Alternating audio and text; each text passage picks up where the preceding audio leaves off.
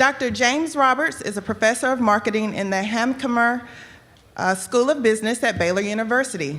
A primary emphasis of his research over the past decade has been the psychology of consumer behavior, including conducting research on cell phone addiction and its consequences. He is the author of Too Much of a Good Thing, Are You Addicted to Your Smartphone? And he has been featured on Good Morning America, The Today Show, and National Public Radio, as well as many other news outlets.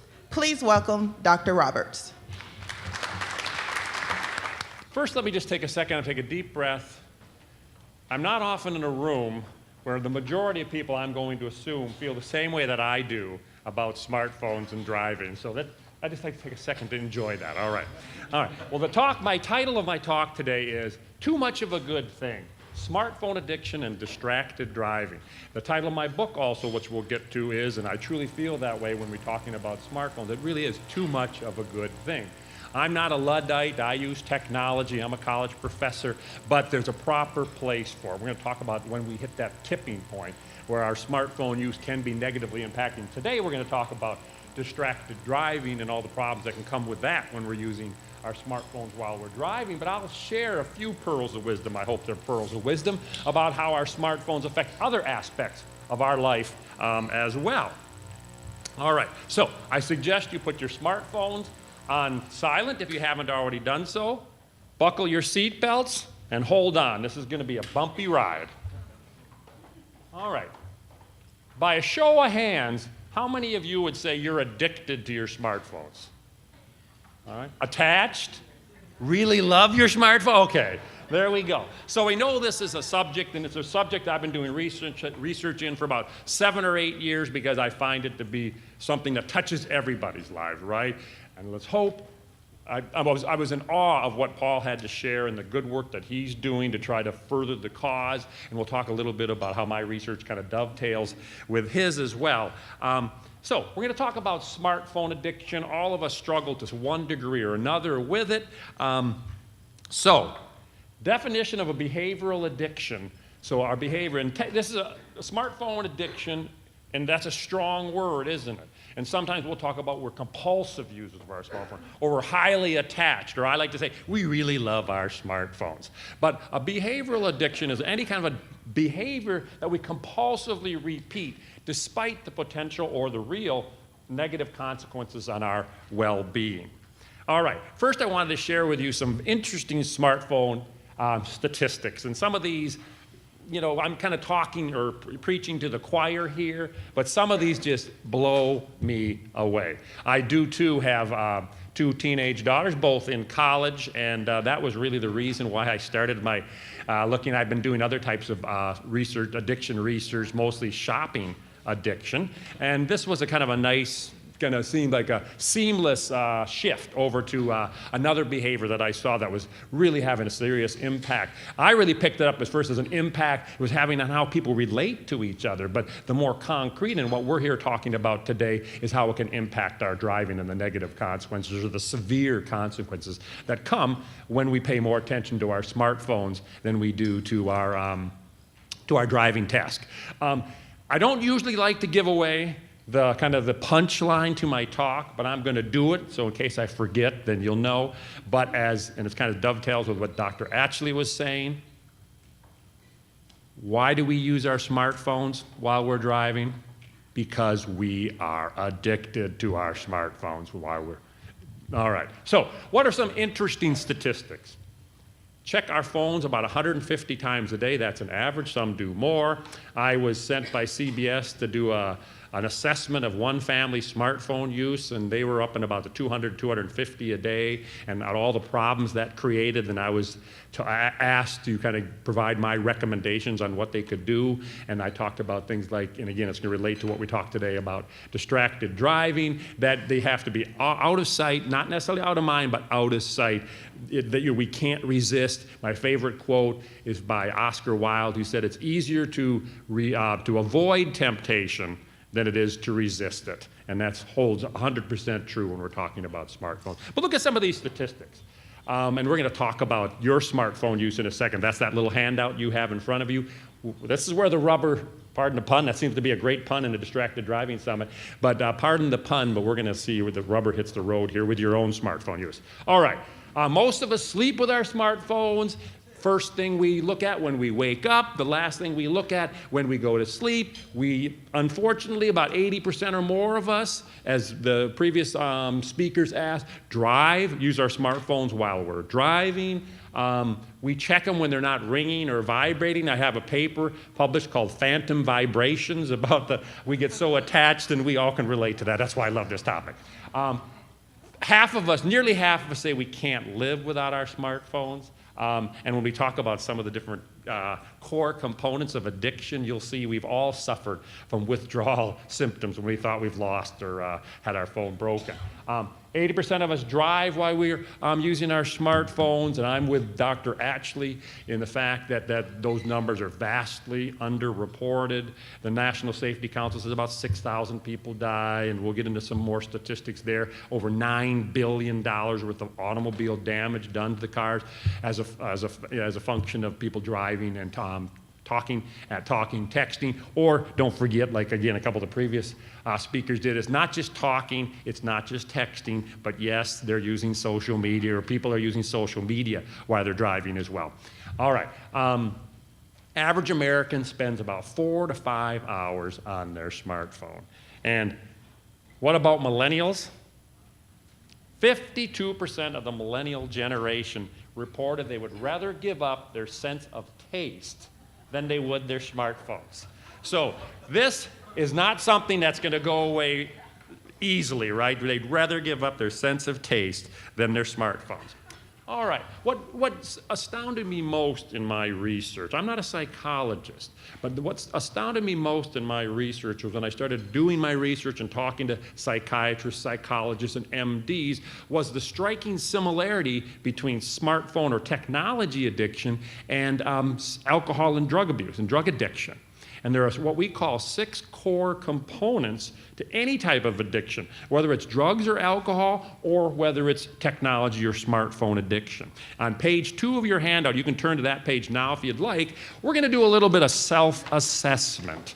I tell my students we're going to have a self-revelatory exercise here. And what my wife suggested before I came up to the podium today, I should probably collect all these and write a paper based on. She's always thinking more like an academic than I am, but we'll see. But like I tell my students, be honest. I'm not going to collect your name. Your name's not on the paper. I'm not going to collect them, and you're not going to be graded on this, right? And it won't be on the test. All right. So we're going to talk about 6 core components of any type of addiction. We're going to see how this addiction concept relates to our smartphone use.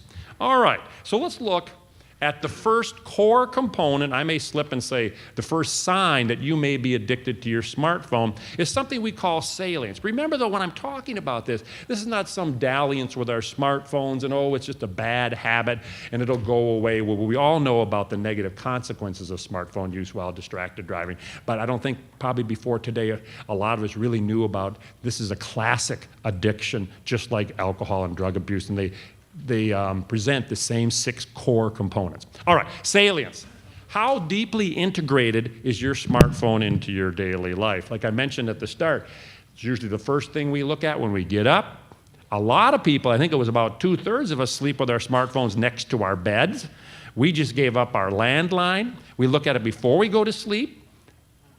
Tisk, tisk. A lot of us do it when we're driving. A lot of it do it, and I do a lot of research about how it affects our relationships. We do it in front of our romantic partners. We do it in front of our children. So how deeply integrated is your smartphone use into your life? Answer yes or no to each of these 2 questions, and then we're just going to go through these 6 core components of addiction, and we'll just see how attached, addicted, or habitual your smartphone use is. All right. First thing I reach for after waking up in the morning is my cell phone. Do you check your social media throughout the day? All right, so the 2 indicators that your smartphone use may be deeply integrated into your life. All right, the second core component or sign that you might be addicted to your smartphone is euphoria. And what do I mean by that? Our smartphones are a source of a lot of pleasure. We do things that bring us pleasure, and that excitement that next email might be from someone with good news, right? Or that, and sometimes it is fun stuff, right? I don't have the time today, but I could tell you about my kind of evolution to smartphone use. You did notice I have the Apple iPhone 6 Plus. Now that should be really something. But when you know my story, up until 2 months ago, I had what I call a dumb phone. I could text and I could send calls, and that was it. And so, long story, but so I'm not deeply embedded into this, but interesting aside, a lot of my friends, psychologists, psychiatrists, people who do research in addiction, a lot of them said, well, I asked them in my book, I asked them, do you have a smartphone? A few of them said yes. The rest of them that said no, you know why they said no? Because they were afraid of becoming addicted to it, right? It was taking over their lives.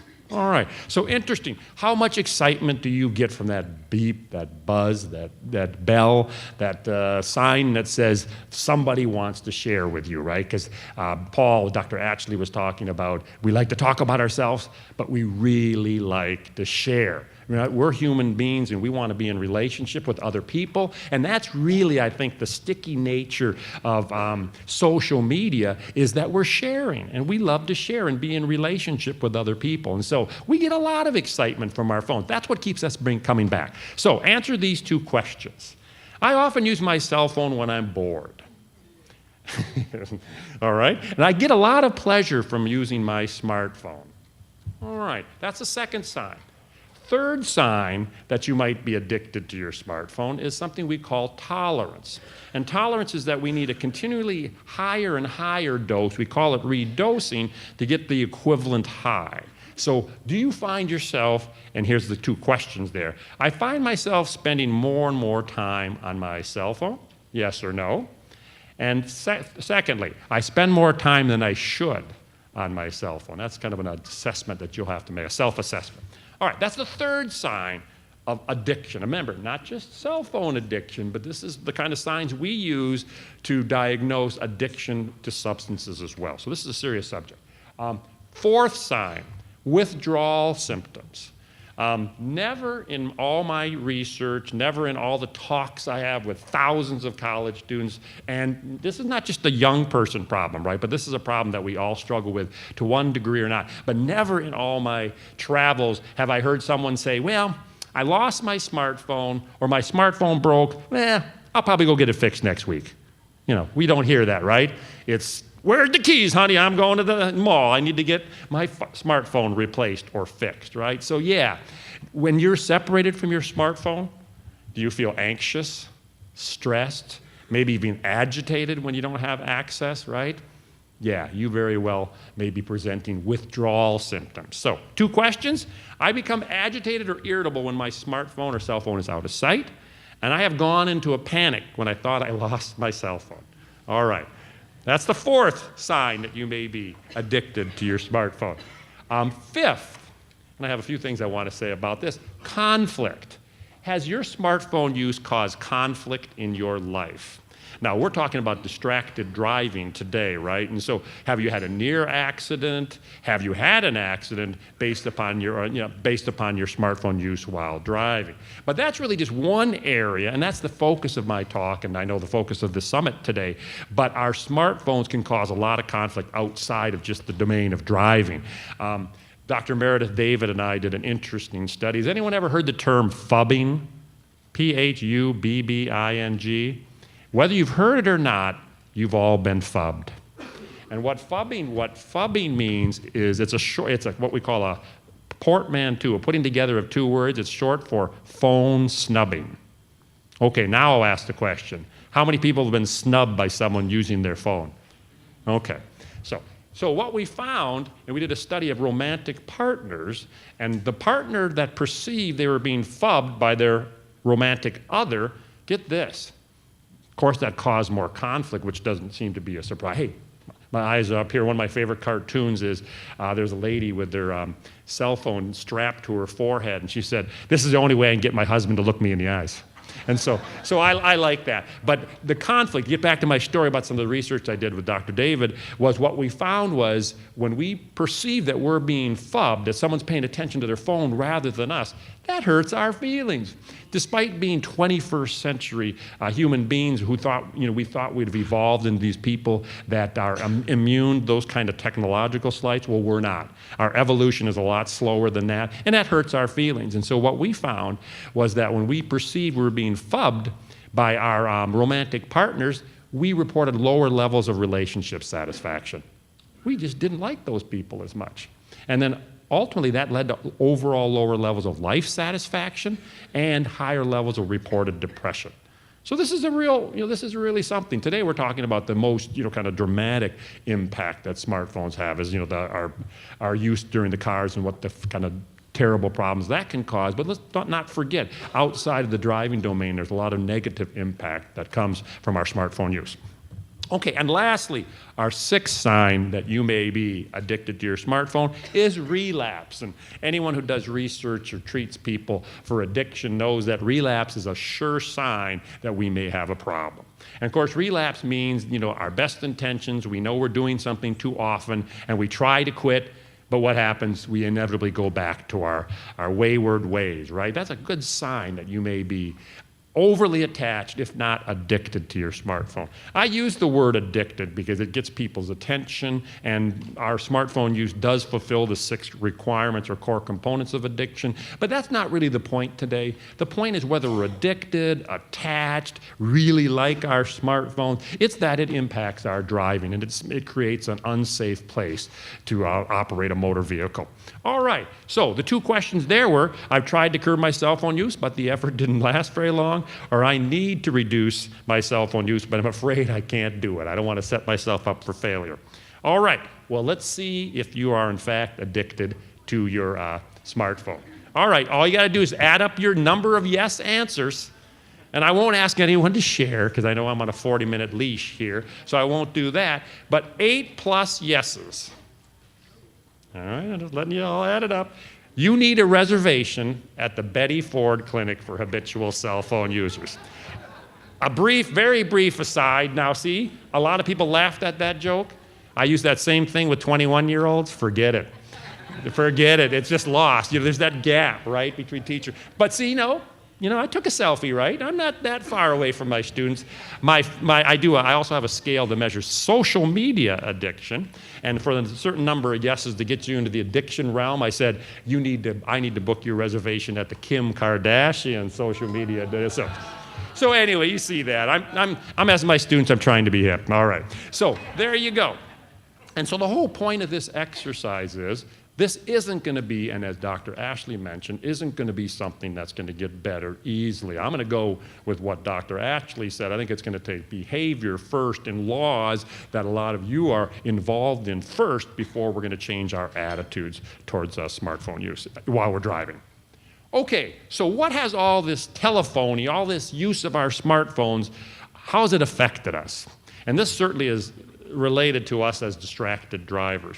Well, Microsoft did a great study back, it was back in the late 90s. No, it was back in the early, it was because it was 2000 data, so early 2000s. And what they found is that our human attention span was 12 seconds at the time. I don't know, good, bad? Well, that's our baseline, so it's not important whether that's long or not. I'm sure that's a continual slide in our baseline. But what we found, in 15 short years, our attention span dropped by nearly 33%, from 12 seconds to 8.25 seconds. And again, minds smarter than me all suggest that's due to technology and the immediate response that we get from our technology use. And to put this all in perspective, the garden variety goldfish has an attention span of 9 seconds. So what does that tell us? I'm not sure how they measured attention span in goldfish, but all I know is we're moving in the wrong direction, and I know it can negatively impact our driving. All right.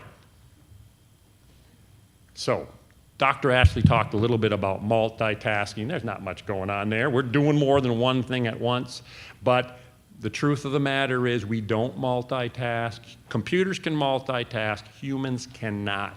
We could argue all day, well, my husband does two things pretty well at once, but what he's really doing is, and he's gotten good at, and usually if a behavior is routinized, you can get kind of good at it, but you're still not multitasking. What you're doing is task switching quickly back and forth from one activity to the next, but that's where you lose information.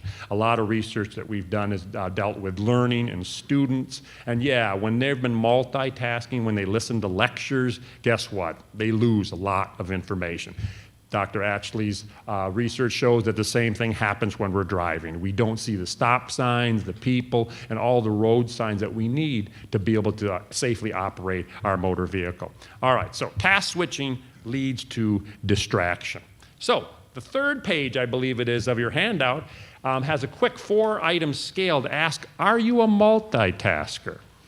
And there's arguments that our world is such that we're all multitaskers, but again, I talked to a group of hospital executives, just a few weeks ago, maybe, 2-3 weeks ago in New Orleans, and when I told them, I said, you know what, you don't have to, and they were complaining about how many emails they get in a day, and probably get some knowing glances here. They were telling me sometimes 300 emails in a day. Well, you would have thought I was bringing a lightning bolt into the room when I told them, guess what? You don't have to answer every email right when you get it. And they looked at me like I, was bringing in the 53rd book of the Bible, right? But I wasn't. So questions about, are you a multitasker? We can design, we can program our environment so we can cut down the negative impact that multitasking has on our ability to drive a car, our ability to be productive at work, our ability to be good parents, good romantic partners. So the 4 questions. I like to juggle several activities at the same time. I get more done when I work at several things at once. Science tells us that's not true, right? We're task switching, and sometimes it takes as much as 9 minutes for us to get back on task when we switch from one task to another. So we're losing a lot of time. And so I do a lot of talks about professional productivity and technology use as well. And that's one real aside that we'll talk about in another conference. Third, when I sit at my desk, I work at one project at a time. Well, that's called reverse code. So if you say yes to that, that would be a 5. You got to give it a 1 because you're not a multitasker if you say yes to that. Strongly agree to that. And fourth, I'm comfortable doing several things at the same time. All right. If you scored, and you can score yourself and see how you did there, over a 14 on my multitask, not my multitask, on that multitasking scale, you could be considered a multitasker. And that you bring that into the car each and every time that you drive. All right. 4 myths of multitasking as they relate to when we're operating a motor vehicle. The first is that drivers can multitask. We can't. I already made that point clear. Both driving and using a smartphone are what we call thinking tasks, right? They both take up a lot of working memory, and it makes us very hard to concentrate on the road. And so, yeah, that's going to undermine our ability to drive our car safely. Second myth, talking on your smartphone is no different than talking to a passenger. Well, Paul stole my thunder on that one, right? But yeah, that passenger is an extra set of eyes. They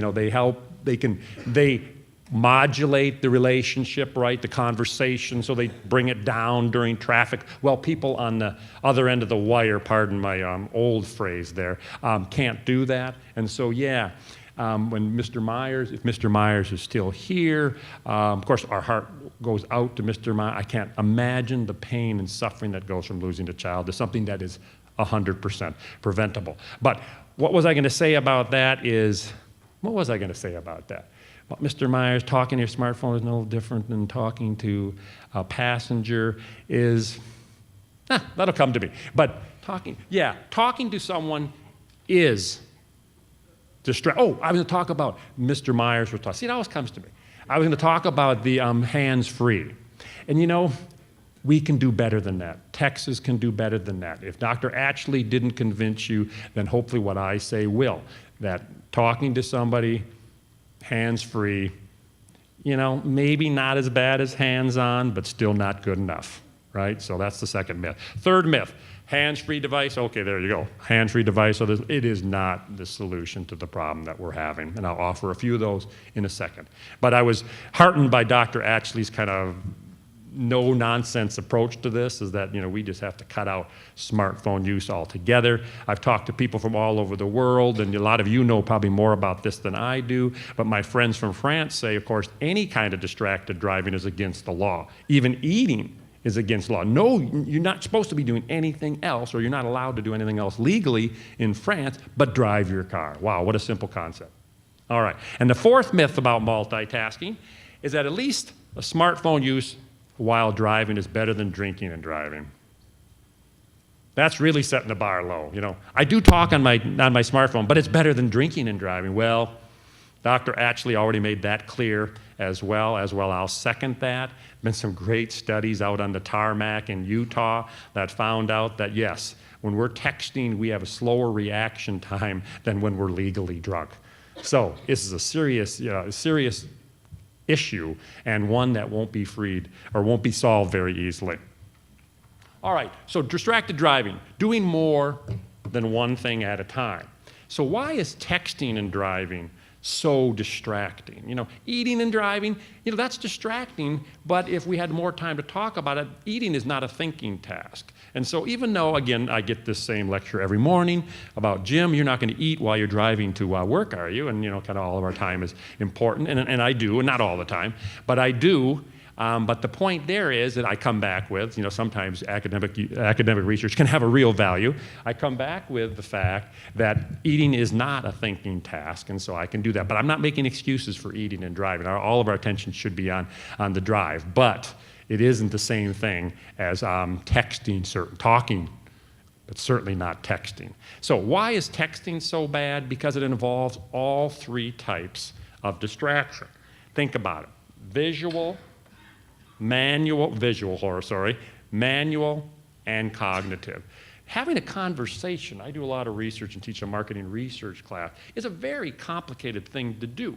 You've got to listen to people, hear what they're saying, you need to formulate a response, and then respond back with something that makes sense. That's a very difficult interchange, and to do that while you're driving 75, 55, whatever we're driving is incredibly difficult to do. So texting is a nice place to start, but we really need to get the phones out of the front seat.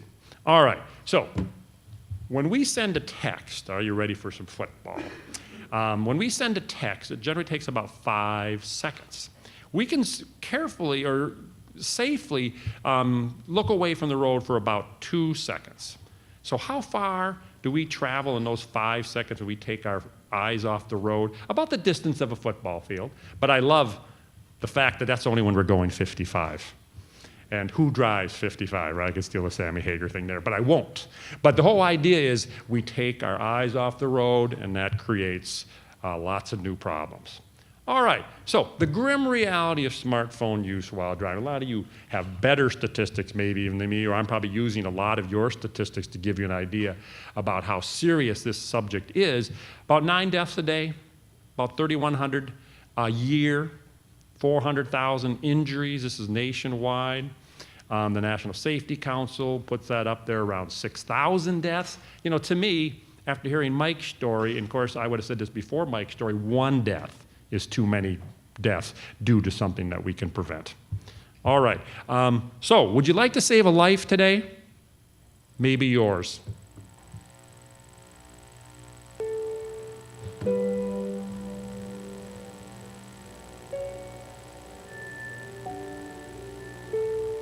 If I get a text, I'll look at my phone. It's definitely texting. Instagram, Twitter, Facebook. Snapchat. I do Snapchat and drive sometimes. Like, every time I do it, I think about it, I'm like, why am I doing this? And then I just keep doing it. So I'd like to want to introduce you to a friend of ours. My name is JC. I just really quickly want to have a chat, tell you what happened to me. When I was 21 years old, driving home from my college graduation ceremony, driver on his phone was so distracted. He turned left into the intersection at a red light. Another car, an 18-wheeler, swerved to miss him and hit my family's car. And the resulting collision actually killed both of my parents. I spent 2 months in the hospital fighting for my own life.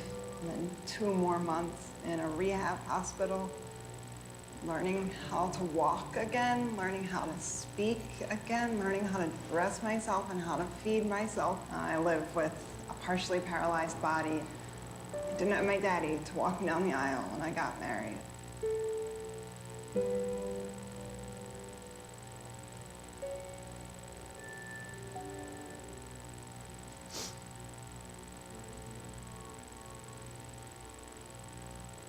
I can assure you on my drive home right now, I'm not going to use my phone and drive, and I'm not going to do it when I go to work tomorrow and the next day after that until, it becomes a habit, and that just doesn't happen at all. I know this is hard. I'm sorry. It's hard for me too, but this is real. The power to really actually make a difference and do something about it.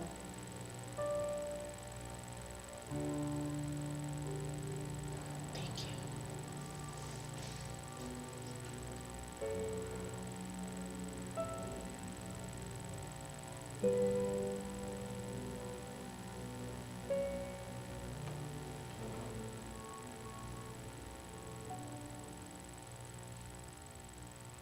All right. I use that for a very specific reason because I can throw out, and a lot of the speakers will throw out a lot of facts and figures and things like that, but I teach classes on how to get people to give money to nonprofits. And the one thing I teach them first is we got to pull at their heartstrings, right? We got to appeal to their emotions. And so anything I say today, maybe it'll make a difference, and I hope it does. But, hearing from Mike and, seeing a video like that about the ramifications of distracted driving, hopefully that'll go a lot further. I'm sure that'll go a lot further than anything I have to say today. But I wanted to continue and talk a little about attention. And it was really funny. I don't know if I put it in my pocket. Oh, I did. We had Chinese food last night at the Sour, I can't remember the name, but it was pretty good. But here's the, I'm talking here today, I'm talking about attention. Here was the fortune that I got. Intelligence is the door to freedom, and alert attention is the mother of intelligence. So I thought that was some kind of a sign, that I was going to be talking about that today. So I enjoyed that. I told my wife, I'm going to pull that out. I'm that way. I'll bring things up and, kind of work with the moment. But the science of attention, how we attend to things in our environment, really, I like to break things down into something where I can understand, right? Where I can say, oh, I understand that. When we're driving, there's 2 types of attention, top down and bottom up. When we're driving, we're driving whether we're using our smartphones or not, that's top down attention. It's goal directed and it's internal, it's coming from us. But here's the problem. Our smartphones play their role in the bottom up aspect of attention, or form of attention. So they're external to us, they're ambient, they're in our atmosphere, and that's what distracts us from driving. And to give you kind of a neat little study or story about how primal our attraction to our smartphones and all the bells and whistles they'll do is to talk about the importance of bottom-up attention. Picture back a couple thousand years, or maybe 5,000 years ago when we're living in caves. While our top-down attention would help us to, focus on creating fire to keep us warm, to cook our meat and things like that. But without bottom-up attention, guess what would happen? Someone would sneak up, hit us over the head with a club, or we wouldn't hear that saber-toothed tiger coming into our den. And so this is really something that's part of who we are, and it's very important to who we are to have this bottom-up attention as well. But like a lot of things in life, we are magnificently orchestrated as human beings, but some of the things that take place in the modern day can work against our best interests, and it's that bottom-up attention in our smartphones, how that steals that attention of ours when we're focused on something as important as driving. All right, so load theory is our ability to process information. We can't really handle more than one task at a time, and so we have attacks on our working memory. Social media, because of the complexity of carrying on a conversation and all that comes with that relationship you have with the person on the other end of that conversation, requires a lot of working memory up here. And so something has to give. It's going to be our driving. And I thought I just threw that last statistic in the bottom there for you to understand how deep a problem this is with everybody, but I don't want to pick on young people today, but average teen spends about 4 hours a day, 3.8, I'm exaggerating, on social media. That's 26.6 hours a week. That's a part-time job, right? I mean, I wish my daughter would have worked that much, but I'd have a lot less to pay for college. But you get the idea. This is not a fleeting dalliance, right? Our smartphone use and our habits regarding our smartphone use are not going to go away easily. 4 hours a day. Adults of all ages, 3.2. So we're off the hook, but we're still we're on our social media quite a bit. All right, so what does all this multitasking do to our brains? It's amazing. I wish I could spend the whole time today just talking about this. But what does it do to our brains? Our brains work slower when we're switching back and forth from one task to the next. It makes us harder to retain new information, changes in the landscape. Multitaskers by their nature are more easily distracted. And of course, we know the damage that can do when we're in the car. I threw number 4 in because multitaskers are even less happy than other people who multitask less. And here's something that's brand new, and I was talking to a couple friends about this, that multitasking can even cause brain damage. We have something called the ACC, the anterior cingulate cortex, and what we found is that multitaskers have less gray area in this part of the brain than people who multitask less. So there's some real significant impact. It's kind of changing how we see and interact with the world. All right, and this is one that you certainly don't want. Multitasking leads to a 10% drop in IQ. I just love that picture, and I love that statistic, and I always tell my students, if you're like me, I can't afford a 10% drop in my IQ. No. All right, so now let's switch to how we can start to set an agenda for improving the problem of distracted driving. It really is an issue of self-control. When your teenager says, I could not live without my smartphone, well, there's a lot of forces drawing them towards that smartphone, but they don't know, right? They can live, and I'm not even asking them to give up their smartphones or asking you to give up your smartphones. What I am asking for you to do is take back control of your smartphone use. All right, and so I've written a lot about self-control, and there's really 3 primary ingredients of self-control. But this is again where I say, easy to learn, but hard to do, right? Self-control, I mean, the theory, we want to lose weight. Well, we set some goals, we eat less, we exercise more, and we lose weight. Well, it's just like that. In theory, that sounds pretty easy road, right? But it's not, right? And so self-control over our smartphones, because of what we just talked about, because of how deeply attached, maybe even addicted we are to them, is going to take a lot of work. But the first ingredient of a smartphone, or of self-control, is awareness. We need to know that the problem exists. And I think, as Dr. Ashley mentioned, we do know it exists, but that's not going to be enough to get people to change. I've done research about early abstinence programs in high schools and colleges, and just the fact that, unsafe sex can cause problems is not enough to get the kids to change. So it's the same thing that we're facing, the same problem we're facing here with smartphone use. So awareness, we're doing a pretty good job at that. I enjoy the orange signs that I'm seeing about text and drive later. I like that, and I think we're doing a good job with awareness, but we're going to have to get them to change their behavior through laws and regulations, and then that attitude should follow. All right, so we're aware. Then we have to have clear goals. And so we have to talk about no smartphone use while driving. What does that mean? Does that mean in your purse, in the trunk, or does that mean just more responsible use of the smartphone? I'm going to go with Dr. Ashley. I think it means no smartphone use while you're driving. And then third, we have to have a plan for achieving that goal of no smartphone use. I like to keep things simple, but let's look at a couple different solutions as well as my solution to helping people or avoiding the problem of distracted driving. Alternatives to texting and driving. Voice recognition. We're still thinking, right? Our hands are off, but we're still thinking. Autoresponder, pretty good. We can have it in the trunk or in our purse or in our briefcase, and it won't bother us at all. We can have text block, but what about social media? What about all the other distractions that our phones can cause? place the phone on airplane mode, important airplane mode, and not just, because you can still get the beeps and the flashes are what catches our attention. So really, it probably comes down to the best thing. There's software, you all know more about that, and some of you people with the Department of Transportation, that you can put in the phone that will disable text use while driving. Yeah, that's a good idea, but again, I think the simplest thing until we can control ourselves around our smartphones is turn off the phone and put it in the trunk or someplace where you can't get at it. Because remember what I said earlier, it's easier to avoid temptation than it is to resist it. Half the time we won't resist, and that's the one time we may have a fatality.